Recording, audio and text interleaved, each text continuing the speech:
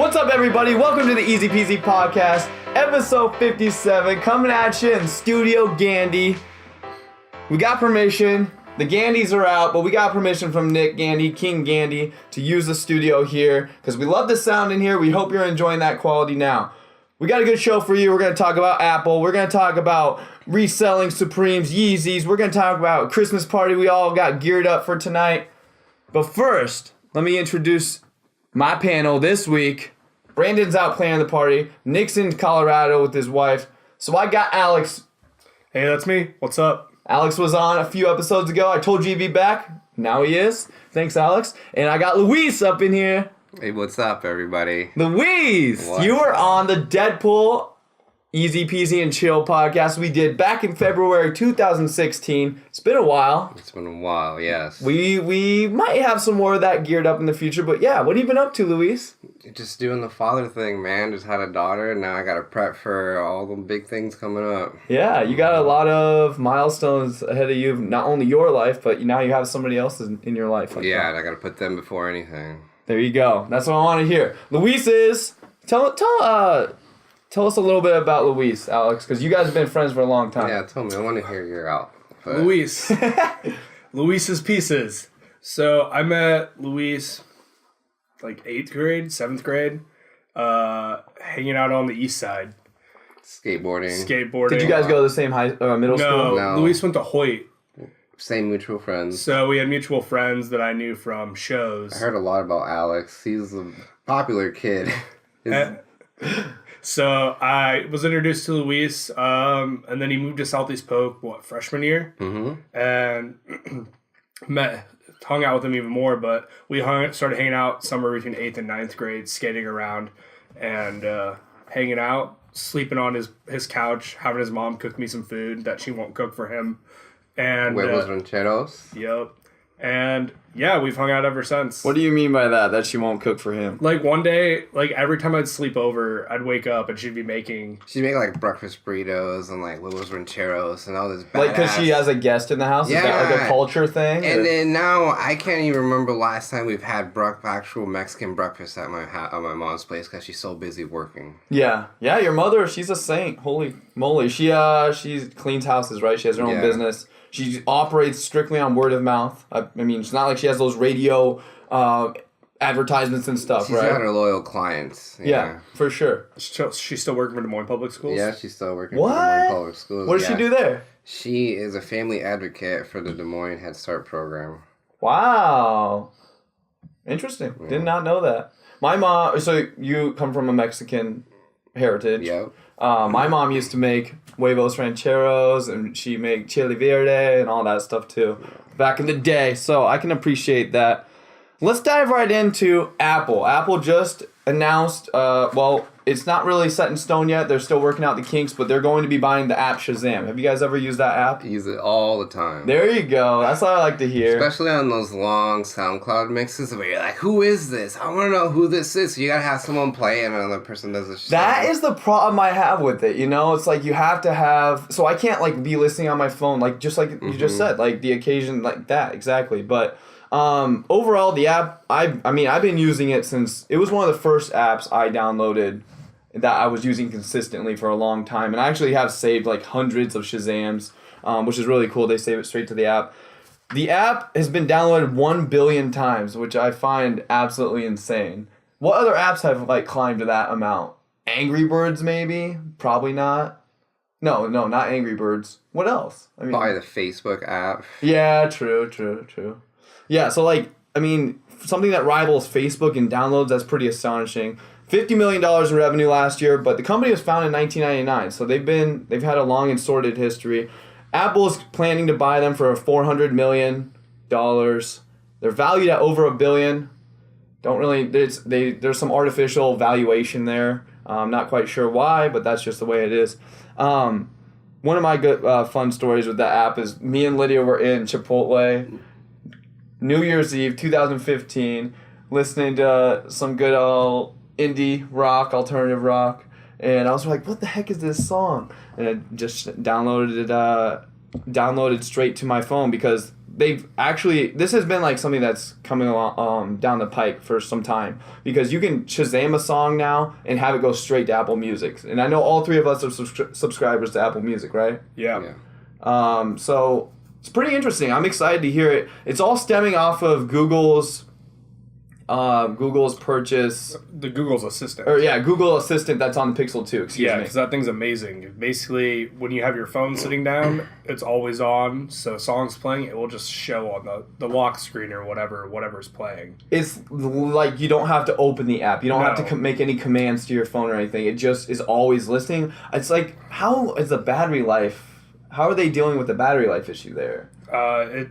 It uses very little power. The always-on screens on Androids don't use a lot of power. The tinfoil hats out there, tinfoil hat wearers, the conspiracy theorists, they're probably like, your phone's always been listening, bruh. I don't know. I really love the Shazam app because I use music as like a time machine. I make and build playlists every single month. I've got my December albums. Every December I listen to Transatlanticism by Death Cab for Cutie, Omni by Minus the Bear. There's countless other ones out there. There's summer albums. So, the Shazam app, super important to me. Super important to discovering music. Like you said, Luis, you use it when we're bumping on SoundCloud, have like a crazy mix going on or like a feature in like some sort of mix. Or you're in a club and you hear a badass song and you just want to hear who it is. Also, I wanted to point this out. Have you guys noticed that you technically don't need to download the Shazam app anymore? It's linked with Snapchat. What? Yeah, so if you have the camera on and there's a song playing, you just hold the middle of the screen. You get the music icons. You make music icons with the little ghosts and stuff, and it goes crazy.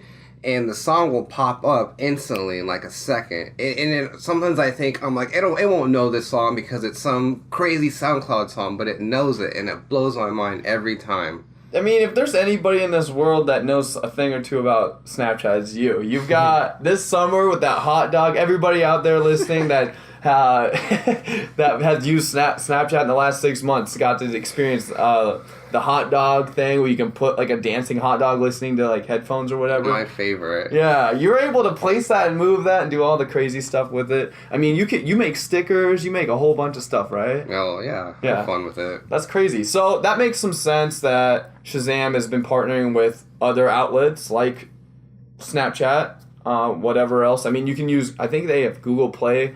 Like you can just, or not Google Play, with the Spotify, Google Play, Amazon. You can pretty much, if you pull a song, you can link it to whatever you're using. Mm-hmm. The Amazon Music app, if you have Amazon Prime. Yeah, exactly. So let's move into some other stuff, though. Some other stuff I want to hear from Luis. Luis, kick it to me with this Yeezy Supreme. These, I don't really hear very much about the reselling of fashion or shoes or whatever, but I definitely hear, I have my finger on the pulse with like tech and games. So I want to hear something about this fashion. I'd have to say the closest thing to reselling as at a high price that meets up with Nike would be Supreme, and it's just insane, this market, these kids, the community that they started. There's forums, there's blogs, there's videos of people buying stuff, showing their stuff off. It is insane. And the brand itself, the brand that they've built, they've actually sold half of their company already for $500 million. What? A lot of people were really pissed off about that, calling them sellouts. I'm not exactly sure who it is, but it's some big company off Wall Street. But why not? If you're making the millions, might as well expand. Anyways, it's very mind blowing to see where this small company from Brooklyn in New York has built up a giant reputation all over the world. And give me the origin of Supreme. Like, where'd they? So you said they're from Brooklyn, New York. What? I've heard that they come from like a skateboarding background. It's strictly skateboarding. Just a guy opened up a shop. A lot of guys say like Vans. Yeah. Okay. The artwork came. A lot of people really don't know where the iconic Supreme logo came from. A lot of people. There's an artist that made. I can't really come up with his name at the top. But there's an artist who would take the red stencil and put white lettering on all of the stuff. So they're thinking it probably came from there. Anyways, yeah, it's just insane. Celebrities collab with it. They make just about everything you can think of. They make crowbars, pocket knives, What? towels, bricks, beach balls, blimps.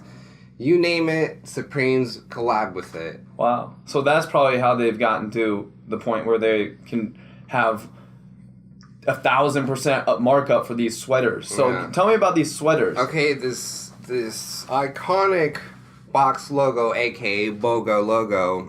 It's called a BOGO logo? That's what they call it because it's a box logo sweater. So explain it to the listeners at home. It's pretty much just a box, like a square, a rectangle, I should say. But tiny, right in the center. You'd almost have to squint to look at the words. And this sweater only gets released once a year, usually on the first or second week of December. And it's released worldwide. There's only 2 Supreme stores in the U.S. There's one in Los Angeles. No, there's actually 3. One in Los Angeles, 2 in New York.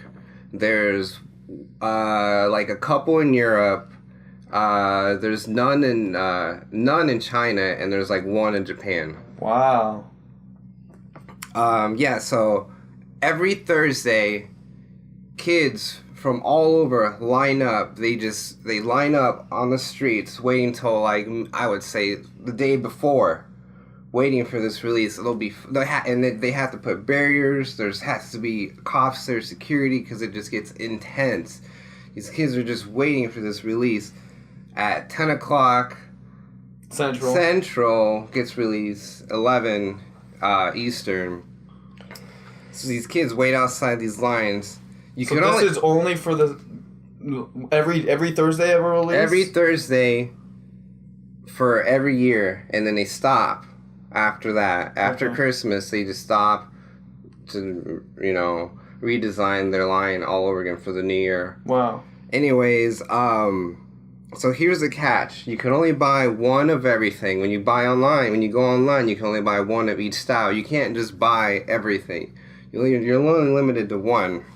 So it's like I can buy it's not like I can buy 5 hoodies. Oh, you can only buy 1 hoodie. I can only buy 1. Even though they have like 15 color variations. Okay. You can buy 1.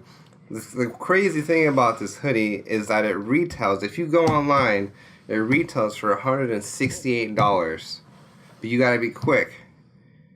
Went online yesterday. I went and checked out some legit resellers. The highest bid for this hoodie was $1,000, $115. The lowest was $900. So if you just wanted to pay for it straight cash, you'd be paying $900.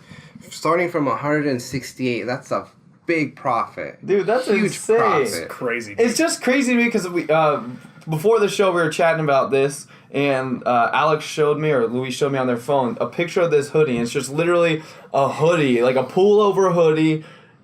1 color, 1 pastel looking color, something that looks like Tyler the Creator would choose. And then it has a little Supreme, like, brick or whatever. A little tiny brick. The block logo. Nothing special about it. Absolutely nothing special about it. Yeah. And it's $168, selling for 1,000% increase. They've become the hypest company. People are buying it. People are buying it. Hype. People will buy it and pay that price. That's crazy. And what makes it so much more expensive, and this makes this hoodie so much more special than anything that they release, is that it only comes out once a year. That's why it's bumped up for so much. Interesting. And if you put a celebrity on a t-shirt, that shirt can go up even more, and it's just a t-shirt. It blows my mind. Yeah. And it's funny, Alex, you had a funny thing you said this is started out for skateboarders, but there's no way a skateboarder can afford $168. No, there's no way. Why would you? You're going to get teared up. Mm-hmm.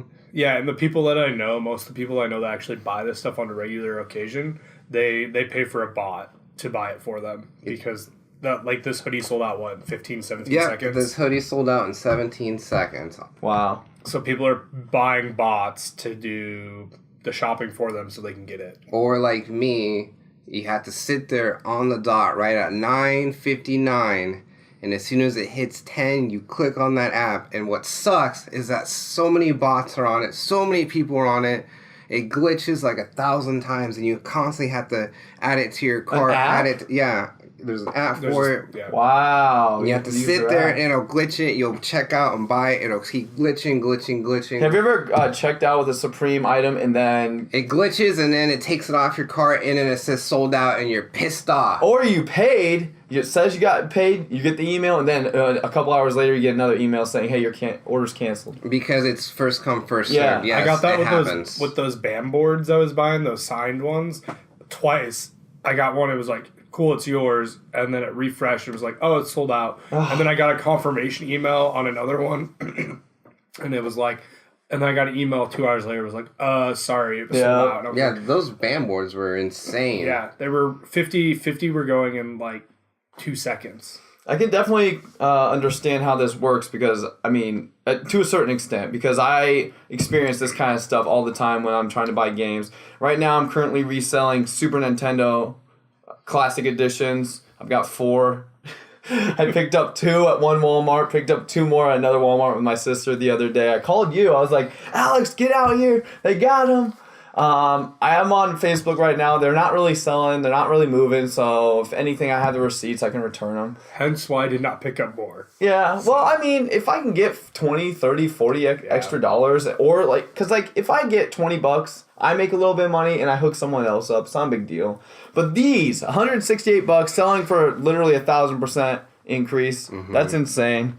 I mean, that's just how it is, I guess, right? I mean, people will pay it. Well, it's like Jordans have always been like that, right? Yeah, same thing. Have you ever been into the shoes? A little bit, not too much, not Yeah. crazy. Just because like, it's just shoes are so much maintenance to keep up with. Yeah, it's like unless you are working in a mall, you don't like.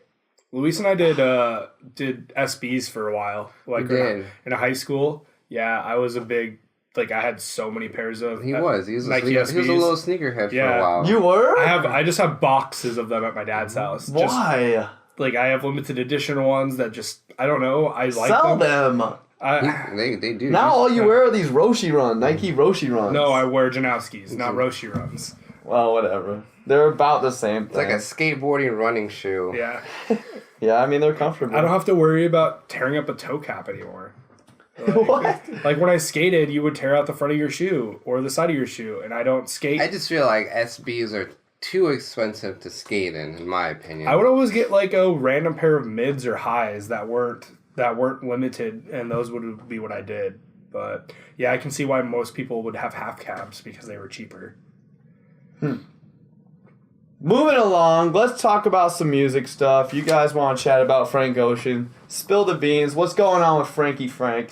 Just released Blonde like a year ago. So Frank is an interesting person. He's got a couple tracks. He's got a couple singles that he's released in 2017. Provider and Biking. That's all I've heard so far. I've listened to Biking. Yeah. But basically, like before Blonde and what was the video one came out, he like flirted with the idea that he had an album coming out for 3 years, and then he disappeared and no one heard from him. Nothing. And he canceled a bunch of shows.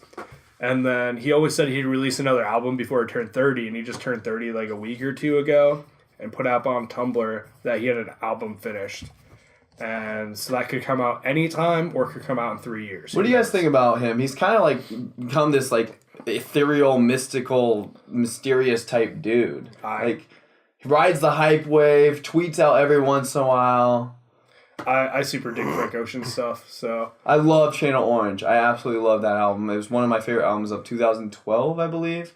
But, if I could maybe get 2011? If I could get a Frank Ocean Chance the Rapper tour, I would spend all Oh my my money. god. I quoted that. I told him about that. He's like, hopefully, he's like, if he goes on tour, we're finding a way to go. And I was like, hopefully he brings Chance with him. And he's like, take all my money. Yeah. Have you seen Chance? Yeah, I saw him at Somerset. Oh, Holy yeah. shit, man. Like, I liked him before, but seeing him live completely changed my perspective of him and the way he talks. I just love his messages and what he's about. Yeah. Everything. Yeah, for sure. And he's in a similar situation as you. He just had a daughter, a couple years ago now. But that's kind of cool. I know. I was recently listening to some of his songs on SoundCloud, and he's talking about having a daughter, raising her, and stuff like that. And I was like, you know what? I can relate to this. Yeah. So you use Apple Music, but you talk about SoundCloud quite a bit. So was this co-host Nick Gandy, who comes out with the Nick's mixes, just released Nick's Mix 5, featuring Caspo, who is trying to push on us to see. I saw Caspo at Somerset. I would definitely recommend that. Cool. So SoundCloud, I don't really use it because that sucks, but at work I have no signal, so I have to use downloaded music on my phone, which is why I love Apple Music. I make playlists, download them. So they're locally accessible on my phone, but SoundCloud's really progressed throughout the years. I've been using it for about 5 years now. When I first started using it, I didn't really know how it worked. I didn't like the setup. It was weird. So I kind of would just pick random artists and listen to them from time to time. Then I actually downloaded the app and still thought it was very confusing. I didn't really know how to use the app. Started using it more and more. I mentioned it to Nick. I was like, Nick, I like it, but I don't really know how to use the app. It's kind of weird. He's like, yeah, he agreed with me. It is kind of weird. You just kind of got to get used to it. They've done little updates here and there, and it's become a lot better. I understand the app a lot better. And overall, I love the app. It's my go-to. It's definitely gotten better for sure. Did you guys get scared earlier this year when SoundCloud there was rumors it was about to close? It was about to close, and then Chance was like, the rapper, came out of nowhere and was like, hold up, let me work my magic. So Chance clearly having a lot of influence. Frank Ocean clearly having a lot of influence with just a single tweet saying, I finished my album before I turned 30 and now everyone's going crazy. We'll probably see new Frank Ocean out in 2018. Actually, can I point something out? Yeah. I wanted to listen to Acid Rap on Apple Music, and I couldn't find it. You can't. I don't think you can even find it. It's only on SoundCloud. It's only on SoundCloud, wow. Which is why I love SoundCloud. Or available for download through Chance's website. Well, that's why you should love Chance. He's really giving SoundCloud a second wind with just supporting him like that. I mean, Taylor Swift has exclusive deals with Spotify or Apple or whatever, and Kanye has exclusive deals with Tidal, so these big influencers that are almost as bigger than the entire record company that they work with as far as influence. Well, I mean, Chance is a SoundCloud rapper, so I mean, he came from SoundCloud. Yeah, good point. Good call out there. Another artist that came not necessarily from SoundCloud, but this guy came from mixtapes. And who's a Lil Wayne fan? I've been a Lil Wayne fan from the beginning. I like Lil Wayne. I respect him. The thing that you hear about Lil Wayne is everyone from Eminem on one end of the spectrum, one kind of rapper, to who else? I mean, Kendrick Lamar has said Lil Wayne is just phenomenal. So like we got Eminem over here who was big in the late 90s, 2000s. Now we got Kendrick Lamar, who's essentially the biggest rapper there is right now. Yeah. They all have said that they all respect Lil Wayne. So, I mean, I got respect for Lil Wayne myself. I just remember listening to him as a younger kid in high school, bumping him with Alex, riding in my little Honda Prelude. We would just be chilling. You guys remember the dedications, his little mixtapes that he'd come out with? You'd hear like, DJ Drama. Well, DJ Drama is back again with Lil Wayne. Is Drama the white dude from Big and Robin Big? No. Is it Drama? No, I'm not quite sure who. Okay, well, sorry, I just derailed the train. But what were you saying then with the dedication mixtape? So he's come out with these first.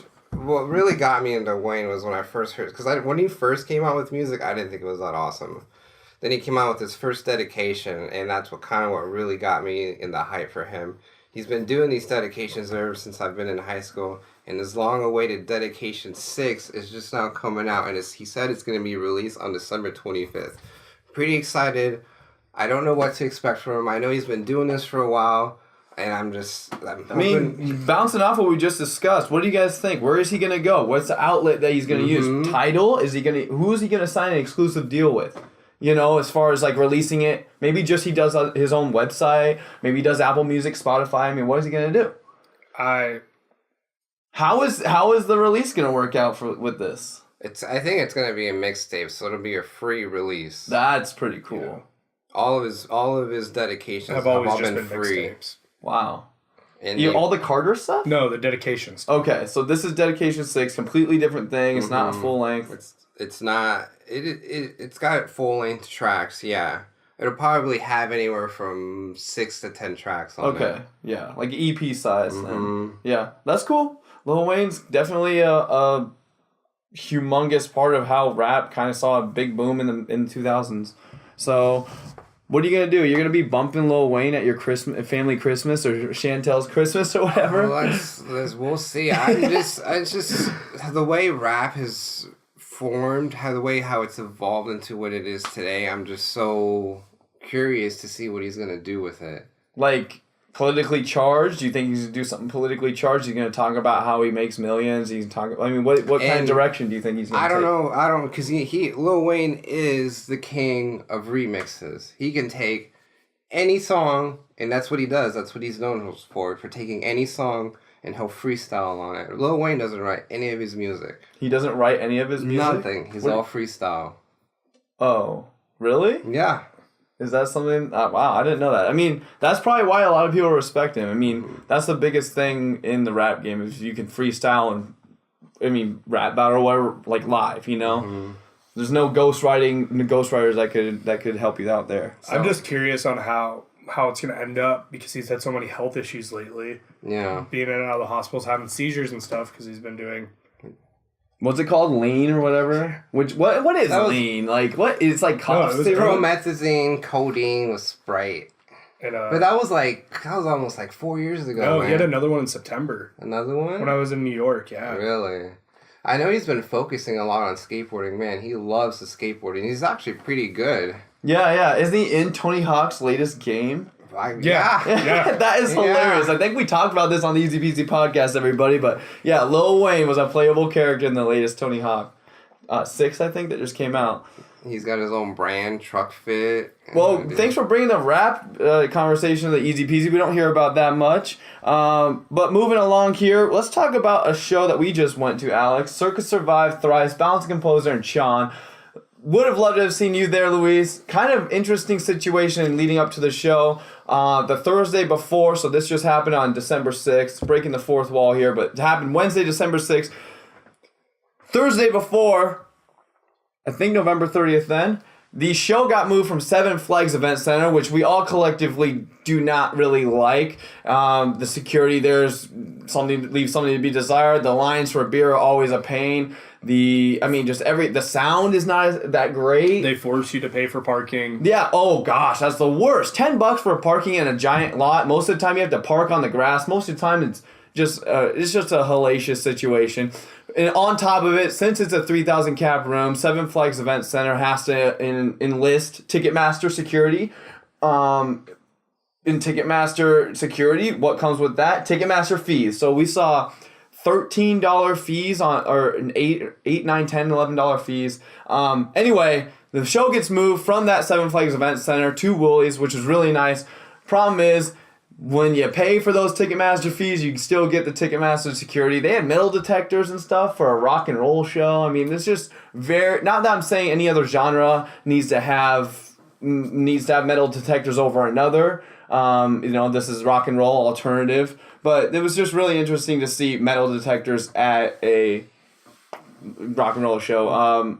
Overall, though, I like Woolies a lot more, so it was nice to... So you're saying they had metal detectors at Woolies? They had wands. Metal detecting wands or whatever. And they were... I mean, we walked in, I was just trying to get straight to the... Yeah, at Woolies. I was just trying to get straight to the music. Balance Composure was opening up the show. They were going on... We got there like 6:58. They were playing at 7.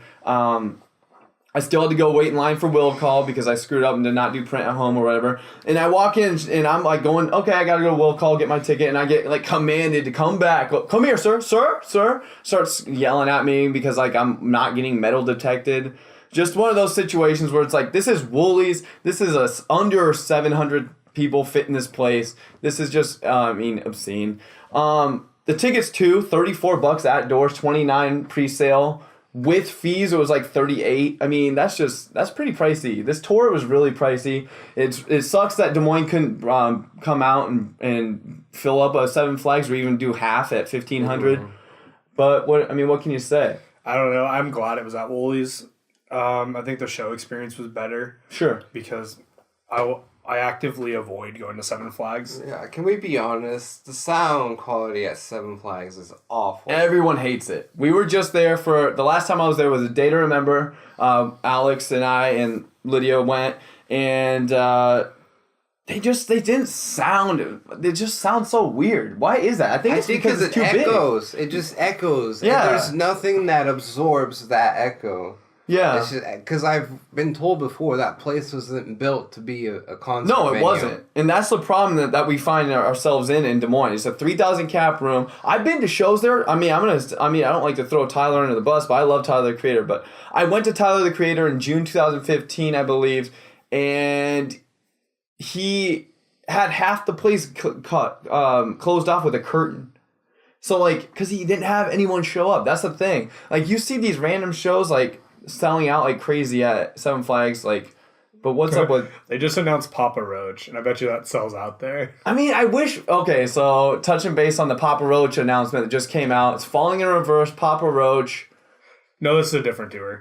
No, I think Falling in Reverse is on it. It's everyone but A Day to Remember. That was what I was getting at. It's like the A Day to Remember Papa Roach co-headlining tour, but there's no A Day to Remember because they just played here. They're probably trying to refresh their agreement or whatever. But anyway, let's get back on track here. The show was at Woolies. Woolies, way better experience, almost always. Let's dive right into the music, the actual music. Balance Composure looked extremely tired. They were missing, I mean, I hate to say it, but they were missing two of their band members. Eric Peterson wasn't there, Matt Warner, the guitarist and bassist, I believe. They just weren't there. I mean, they had two other stand-ins. I've never seen them before. I haven't seen Balance Composure live since probably 2015, since long before their new album that just came out, Light We Made, came out last year. Liked the album, didn't love the album, has a lot of their greatest songs. But anyway, they look tired. What do you think about Balance Composure overall, Alex? Yeah, other than their singer, they just kind of stood there. Yeah. I mean, well, when half your band is not even part of the band, they're just hired hands, that makes a lot of sense why there's no passion. John Simmons, though, he was doing a good job. He was getting into it. He definitely, you could tell, he was moving and grooving a lot more for the newer songs, which are more like sad emo boy type songs than their quintessential alternative rock, heavy hitting verses, great lyrics like Separation and the things we think we're missing. So I got to chat with one of my good friends, Kyle, who's has seen Balance Composure. That was his 21st time seeing them. I got to catch up with him a little bit. Oskaloosa native, just moved back from Nashville to Oskaloosa. He was there with buddy Joel, and I was chatting with him about Balance, and I mean, I don't want to scare the internet or any Balance Composure fans out there, but after their 10-year anniversary tour or 10-year anniversary shows that they're playing just around Pennsylvania here in January, they have nothing else planned. So as you can, what we were just saying, the Papa Roach A Day to Remember tour got announced last week or a couple weeks ago. That's in March, So if you don't have anything planned in December now, you don't have a tour for the first 6 months of 2018, So like to hear.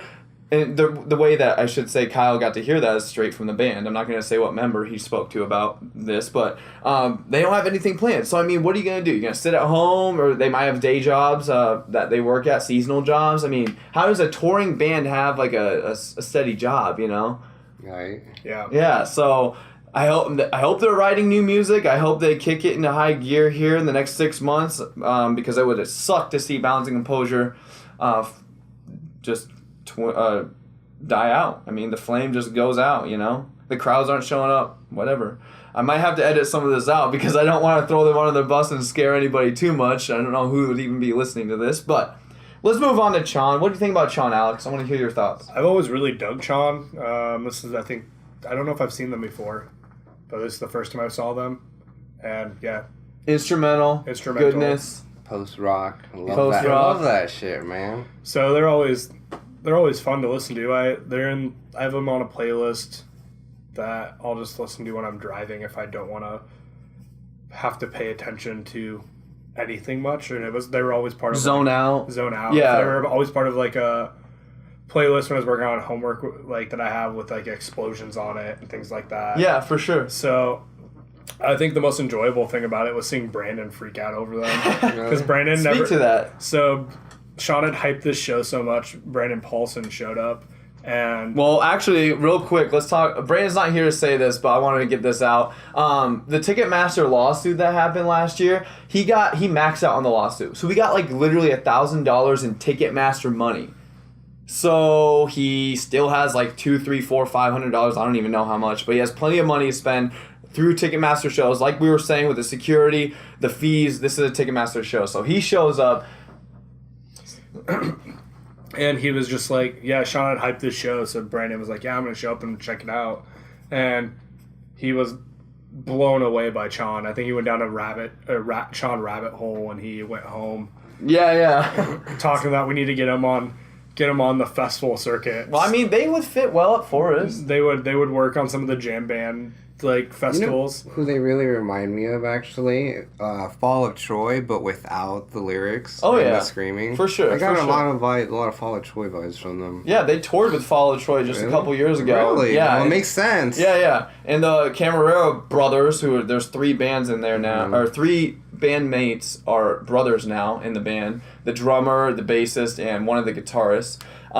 They've expressed like their absolute love of Fall of Troy. And what's the lead singer's name? Or the lead guitarist? I always forget his name, but he's they got back together and they ended up doing a tour together. So yeah, that's funny that you say that. Moving along, Thrice. Absolutely shocker. That band was unbelievable. I've never seen them live. I've seen them once before. Thrice is kind of a band that always shows up in my playlists that I've listened to over the years.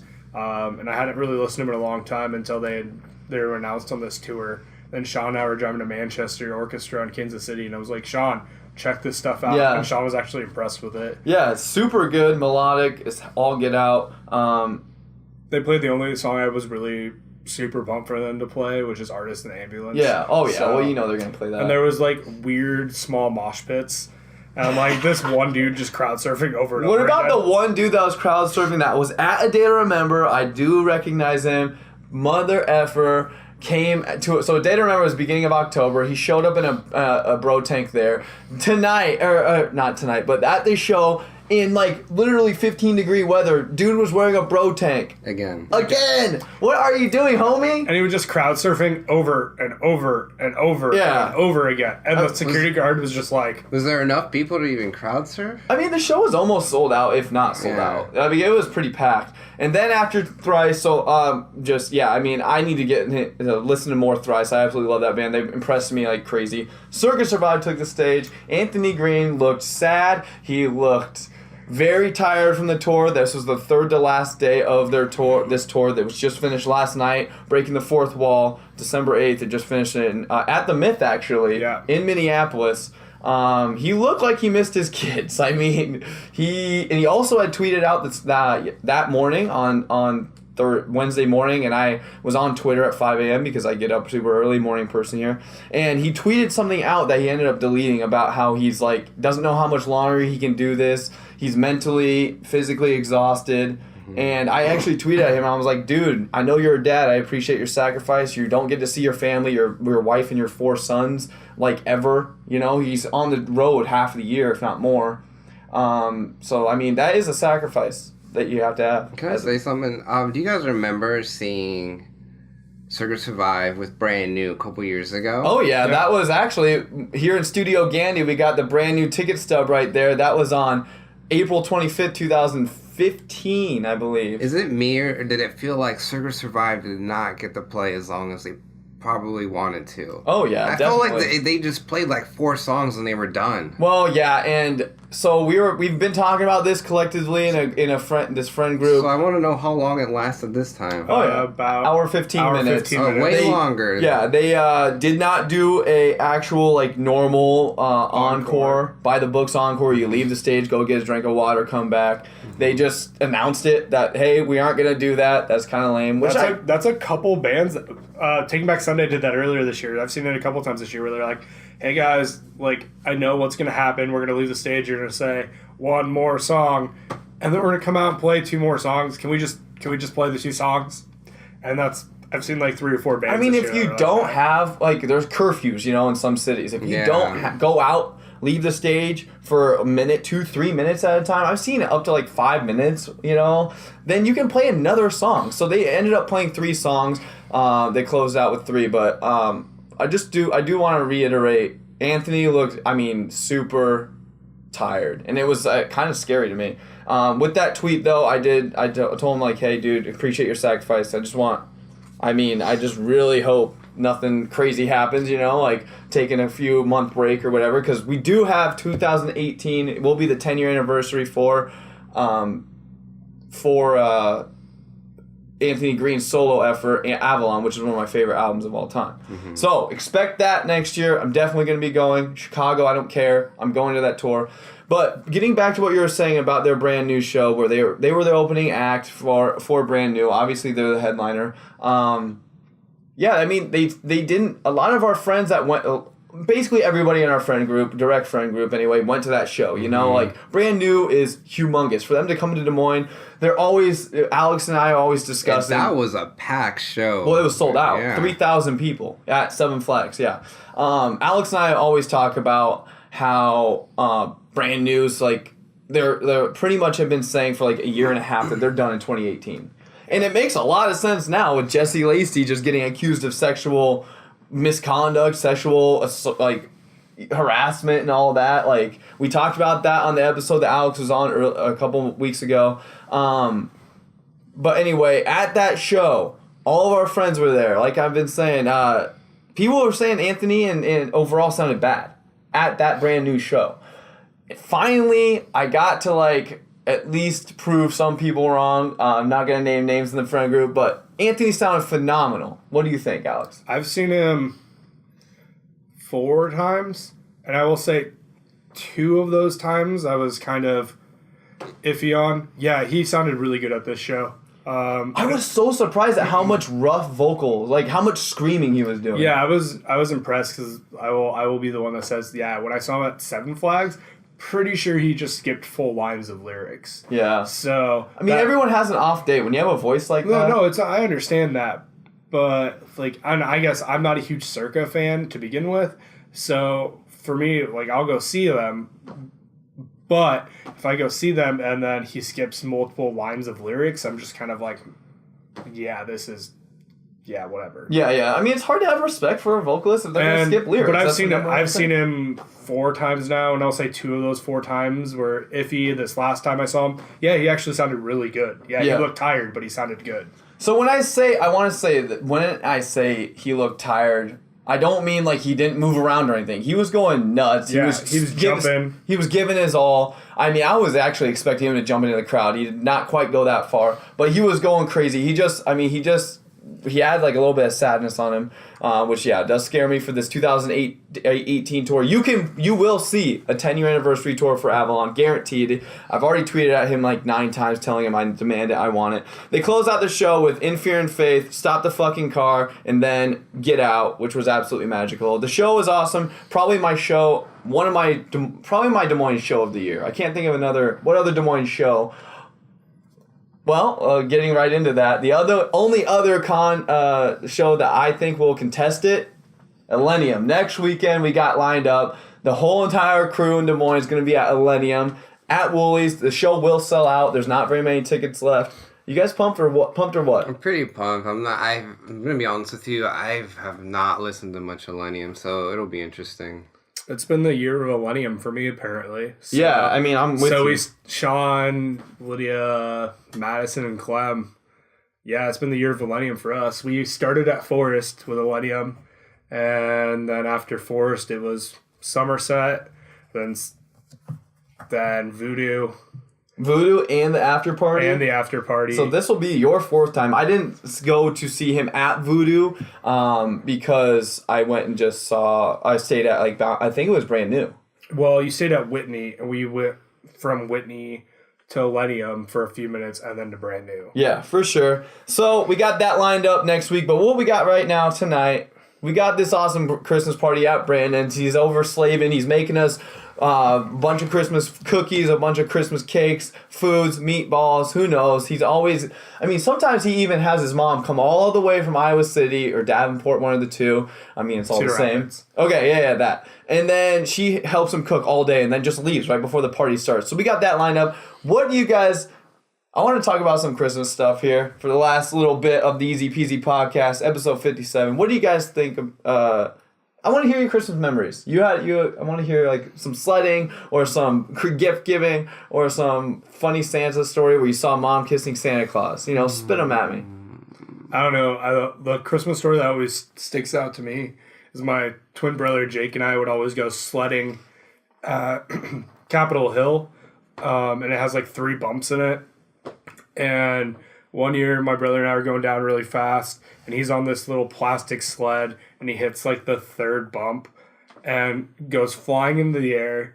The sled flips over, so the bottom's facing up. He lands on his right side on the sled, comes down hard, and then slides into a tree at the end. Oh my God, And dude. like did not move. So my stepdad and I run down the hill to go get him, and he's just laying there. And we get him up, and we get home the next day, and he walks out of his room, and literally the whole right side of his body is bruised. Just like from his like mid calf or knee to like his shoulder, arm, side, just black and blue because he came down so hard on this sled. God, that's insane. What's a Christmas like at Luis's house growing up?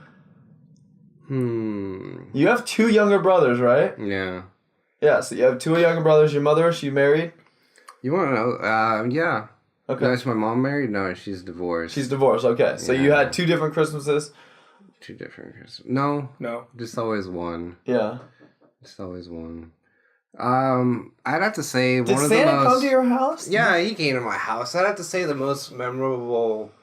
I mean, we weren't always the richest family. My mom did everything she could to get by, but one of my most memorable Christmas story that I'll never forget this, and this is why I love my mom to death to this day, because she did one hell of a job of raising a kid. When I was younger, I don't know, I must have been really cocky and was probably saying, oh, I'm going to get all these gifts, I'm going to get all this stuff.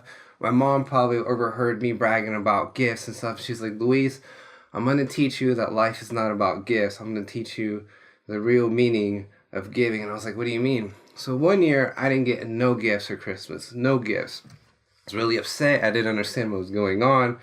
Me and my mom went to Walmart, bought a shit ton of toys. A ton of toys. I'm still confused thinking, are these for me? What's going on? So we drive to Blank Children's Hospital. My mom makes me personally deliver, go up to the kids' floor, personally deliver all these kids to all these kids, all these gifts to all the kids, and tells me, look, Luis, while you're having a Merry Christmas, look at all these sick kids here that don't get to enjoy a nice Christmas with their families. Oh my God, dude. I was like so overwhelmed, and I actually saw the true meaning of actually appreciating everything that you have. It's not about the gifts. It's really just about being happy with yourself and your family and your loved ones. And I saw these families with these kids, and they're all gathered together. And when I came in and gave them a gift, their eyes just lit up. Yeah, that's awesome, dude. Dang. I've always heard. I don't think I've ever will. I never have heard a bad story about your mom. Like almost one of my favorite people. She's like a genuine soul. So you definitely come from a great upbringing there. She definitely did her best job. I guess I mean I can't like top that. You can't follow the Luis. Yeah, Thanks. but I do appreciate gift giving. I do appreciate. Like, we got this party tonight. We got the white elephant. Do you guys have your... I do, and I'm excited because Brandon was bragging last week and was saying, I think mine's going to be the most stolen. I'm sorry, but I think I got a pretty good gift, and I can't wait to see everyone's reactions. There you go. Ugly Christmas family store get together tonight. Definitely going to be eating a lot of food, drinking a lot of alcohol. Might have to bust out Glitch Mob and have a dance party. Who knows? Anything can happen at Brandon's Christmas party. So that's what we got geared up, everybody. We hope you had a great time listening to us. Where can they find you at, though? If they want to, the listeners playing at home, they want to listen to you, they want to hear what you have to say on the socials, where can they find you, Alex? Alex B Word on Instagram. or Facebook Alex Bush, but I rarely do anything on social media. Yeah. So good luck with that. Luis. If you want to find me on Instagram, it's just Luis, my first name, and Licea, Licea. LUISLICEA. Okay, underscore. Okay. And then SoundCloud, same thing. If you're listening on YouTube, you already see it on the video. We just have the graphic up that has who was on the podcast. LUIS_LICEA.